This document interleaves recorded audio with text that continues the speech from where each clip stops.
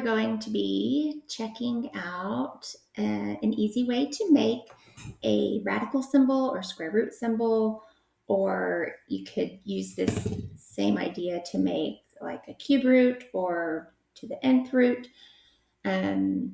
with some flexibility, because sometimes our word processing systems don't make it easy, or the root symbol is tricky. So this is what I do, and it works well for me.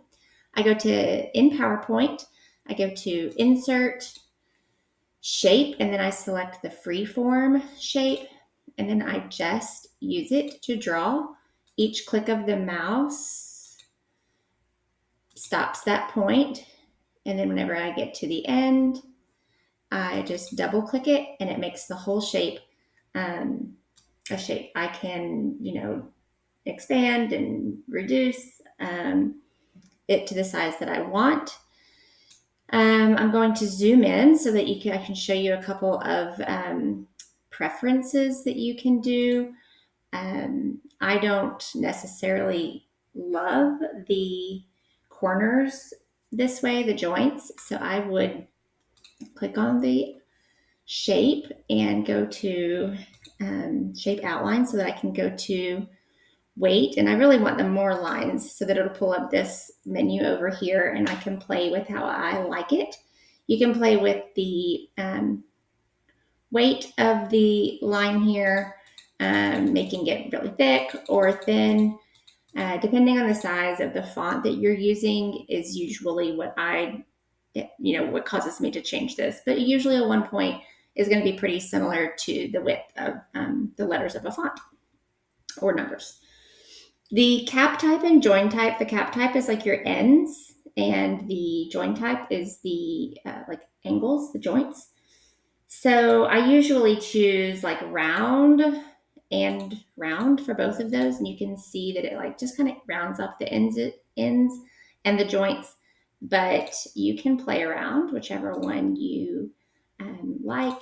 Let's see, square is another really popular one, just so it's got like the ends squared off. This is great.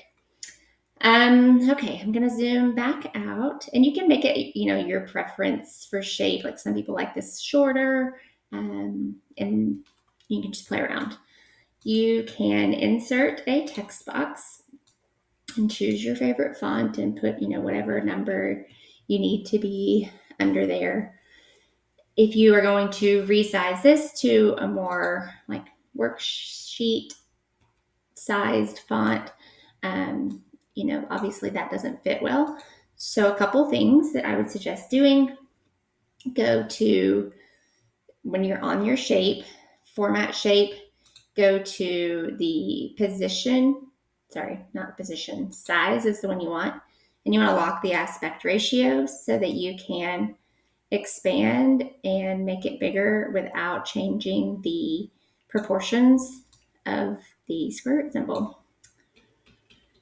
And then you can use your arrows or drag it to where you want it.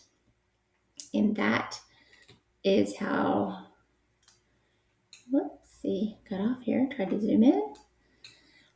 If you wanted to do like a cube root or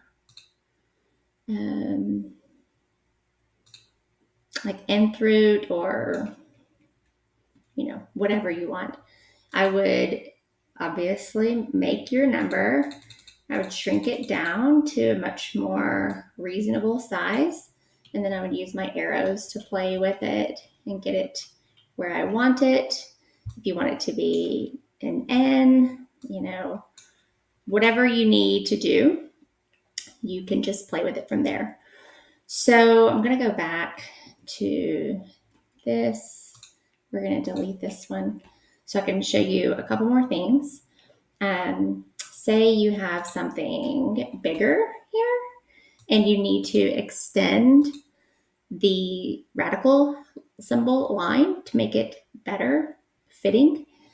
I would highlight on the shape, go to shape format, and then edit shape, and then edit points. And so I'm going to take this end here and I'm going to drag it out, try and get it as straight as possible so that Whenever you do that, it ends up straight.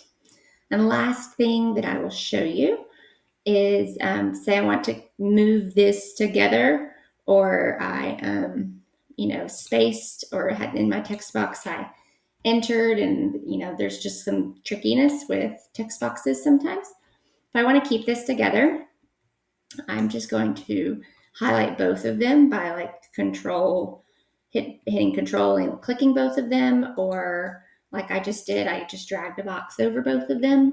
Then I would hit Control G to group them so that I can move them as an item now. And if I want to do another problem and I want to change the, inside, let's do a non-perfect square. Let's try 50. I can change the text box by clicking into it, and then I could go inside and edit it back to a shape that's not what I want to do. Oh, yep, didn't do anything. Okay. I would ungroup these so that I could edit that size of the square root symbol back to a size like I had it earlier that was more appropriate for a 2-digit number. And there you go. And if you need to change the color of it, you can do that in the shape outline if that's something that is fun for you to do. So thanks for watching, and good luck with creating your radicals. Bye.